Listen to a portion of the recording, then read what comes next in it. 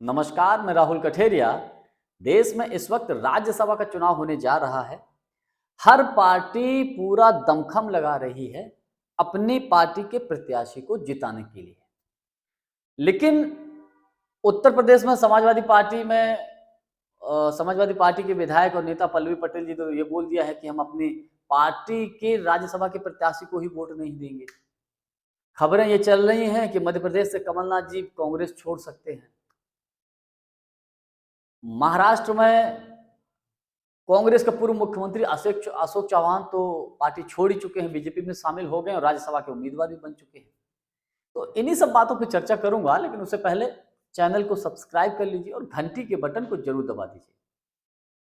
देखिए, राज्यसभा का चुनाव बेहद महत्वपूर्ण है, लेकिन मामला फंसता जा रहा है इस बात को लेकर कि जब अपनी ही पार्टी का कोई विधायक विरोध कर दे तो थोड़ी स्थिति गंभीर हो जाती है। बात उत्तर प्रदेश से कर लेते हैं। उत्तर प्रदेश में समाजवादी पार्टी की विधायक, अपना दल कमेरावादी की नेता पल्लवी पटेल जी ने ये खुलकर स्टेटमेंट दे दिया है, बोल दिया है कि वो समाजवादी पार्टी के राज्यसभा के प्रत्याशी को वोट नहीं करेंगे। और ऐसा न करने की उन्होंने वजह ये बताई है कि अखिलेश यादव जी पीडीए की बात करते हैं, पिछड़ा दलित अल्पसंख्यक, उन्होंने पीडीए का जो नियम होता है, जो फार्मूला होता है, वो राज्यसभा के चुनाव में लागू ही नहीं किया। नाम तो साहब पीडीए का ले रहे हैं और टिकट किसी और को दे रहे हैं। तो इसलिए पल्लवी पटेल अपना वोट समाजवादी पार्टी के प्रत्याशी को नहीं देंगी। उनकी नाराजगी विशेषकर जया बच्चन जी को लेकर है, क्योंकि जया बच्चन जी 5वीं बार राज्यसभा की प्रत्याशी बन रही है समाजवादी पार्टी की तरफ से। इससे पहले 4 बार वो लगातार हो चुकी है। तो इसलिए पल्लवी पटेल जी नाराज हैं।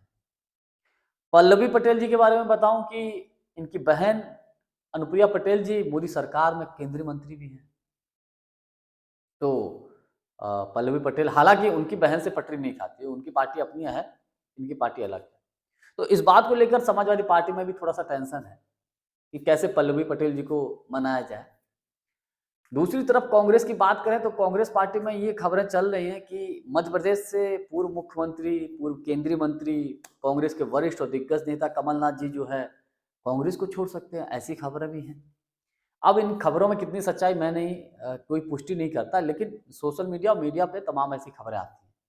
और खबरों के आने की जो वजह है वो ये बताई गई है कि पिछले कुछ हफ्तों से कमलनाथ जी बराबर कई मौकों पर भाजपा के नेताओं से मुलाकात कर रहे हैं बराबर।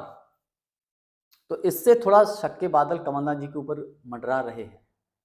अब खबर ऐसी भी है कि कमलनाथ जी ने अभी हाल ही में सोनिया गांधी जी से भी मुलाकात की है।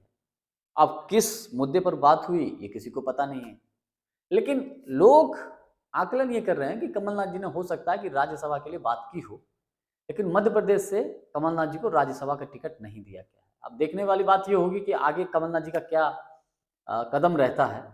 लेकिन उन्होंने अपने सोशल मीडिया अकाउंट पर कांग्रेस के प्रति प्रतिबद्धता भी जाहिर कर दी। लेकिन कहते हैं ना कि राजनीति है, राजनीति में कब कौन कहां पलट जाए कोई कहा नहीं जा सकता।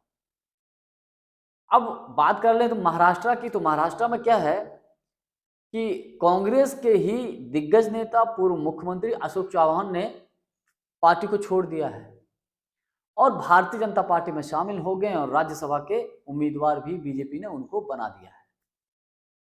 अब ये जो चीजें निकलकर सामने आ रही हैं समाजवादी पार्टी को लेकर, कांग्रेस को लेकर कि उनके नेता खुद ही के नाराज हैं, तो इससे एक बात यह है कि कहीं ना कहीं राज्यसभा के चुनाव में पार्टी के प्रत्याशियों को नुकसान होने का भी डर है। क्योंकि जब पल्लवी पटेल जी जब खुलकर बोल रही हैं कि वो समाजवादी पार्टी के प्रत्याशी को वोट नहीं करेंगी और बीजेपी को करेंगी, तो ये भी नहीं कह सकते, या वो बिल्कुल नहीं देंगी तो ये भी नहीं कह सकते। लेकिन नुकसान तो समाजवादी पार्टी का है। अगर मान लीजिए भाजपा को कर दिया तो भी नुकसान है, और उन्होंने बिल्कुल किसी को नहीं किया तो भी नुकसान है। यही हाल कांग्रेस के लिए है कि अगर कमलनाथ जी कांग्रेस को छोड़ के जाते हैं तो अपने आप में ये भी बहुत बड़ी एक दिग्गज नेता छोड़ के जाता है, बहुत बड़ा नुकसान है। अशोक चौहान ने तो पार्टी को छोड़ ही दिया है। तो राज्यसभा के चुनाव में महाराष्ट्र में ये कंडीशन है कि खबरें ऐसी हैं कि हो सकता है कि उनके चुनाव में कांग्रेस के कुछ विधायक क्रॉस वोटिंग करते हैं, ऐसा भी खबरें हैं। अब इसकी कोई पुष्टि नहीं है, लेकिन ऐसा हो सकता है। तो इसलिए राज्यसभा के चुनावों को लेकर देश में थोड़ा सा माहौल गहमा गहमी का है, शहमात का खेल चल रहा है, क्योंकि राज्यसभा का नंबर भी बहुत महत्वपूर्ण रखता है। अब क्या होगा ये तो चुनाव होने के बाद ही पता चलेगा, चुनाव के परिणाम आने के बाद पता चलेगा। लेकिन आज के लिए बस इतना ही। बहुत बहुत धन्यवाद। नमस्कार।